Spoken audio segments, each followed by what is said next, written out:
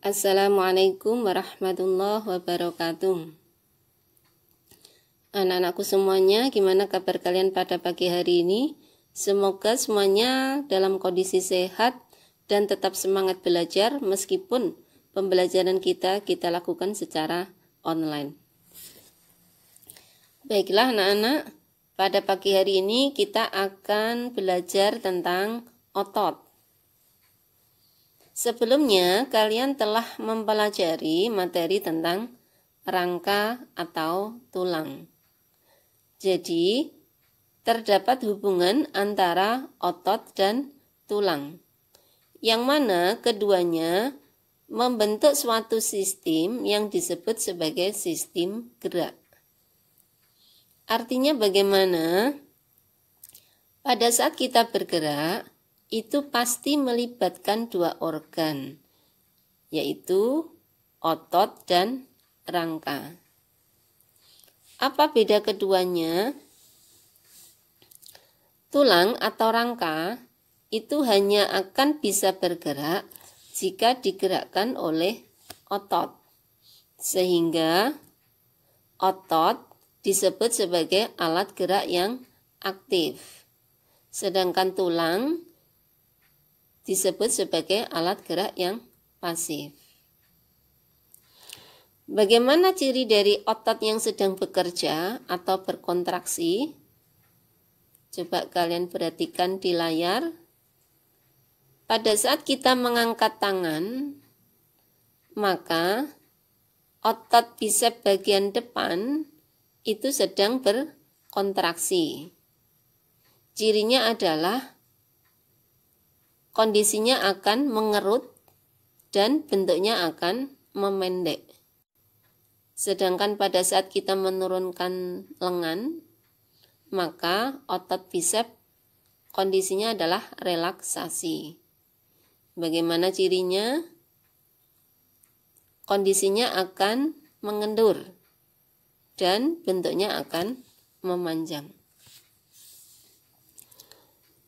Coba kalian perhatikan di layar. Di sini ada gambar kerja antara otot bisep dan trisep. Apa itu otot bisep? Otot bisep adalah otot yang memiliki dua ujung atau dua tendon yang melekat pada tulang.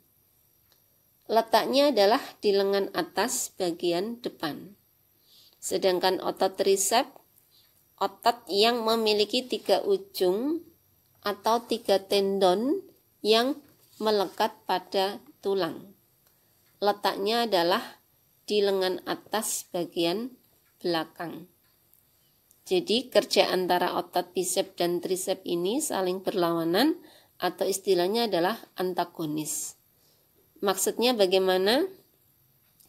Pada saat kita mengangkat lengan, maka otot bisep kondisinya adalah kontraksi, sedangkan trisep relaksasi. Sebaliknya, pada saat kita menurunkan lengan, maka otot bisep relaksasi, sedangkan otot trisep kondisinya adalah berkontraksi. Jadi saya tegaskan sekali lagi, ciri dari sebuah otot yang berkontraksi adalah kondisinya itu mengerut dan bentuknya memendek, sedangkan otot yang relaksasi kondisinya adalah mengendur dan bentuknya akan memanjang. Nah, sekarang dilihat dari kerja dari otot itu, ada yang berada di bawah kesadaran kita, ada yang di luar kesadaran kita. Pada saat kita mengangkat benda, atau pada saat kita makan, menulis, atau aktivitas-aktivitas yang lainnya, maka kerja dari otot itu akan bisa kita kendalikan.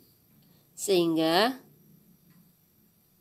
otot yang demikian disebut sebagai otot yang sadar.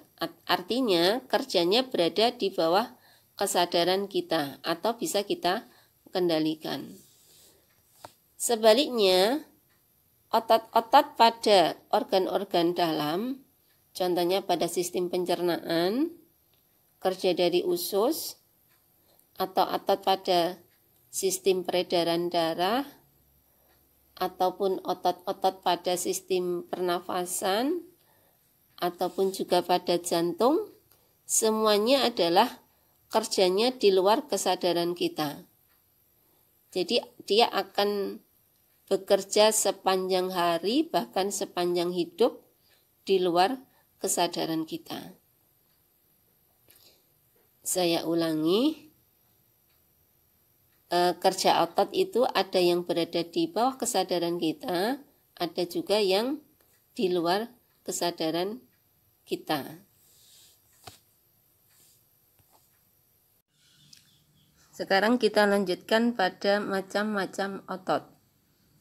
Otot dibagi menjadi 3. Yang pertama adalah otot rangka atau otot lurik. Yang kedua adalah otot polos. Dan yang ketiga adalah otot jantung. Bagaimana ciri masing-masingnya? Baiklah, kita bahas mulai dari otot rangka. Disebut sebagai otot rangka karena biasanya melekat pada rangka atau tulang. Ciri-cirinya, yang pertama bentuknya adalah silindris dan memanjang. Pada tiap serat sel memiliki banyak inti yang letaknya di tepi. Kemudian ciri berikutnya, jika dilihat dengan mikroskop, tampak garis melintang yang tersusun atas daerah gelap dan terang secara berseling-seling. Karena itu disebut sebagai otot lurik. Selanjutnya, kerjanya berada di bawah kesadaran kita. Artinya, menurut perintah dari otak. Oleh karena itu disebut sebagai otot sadar. Sekarang lanjut ke otot polos.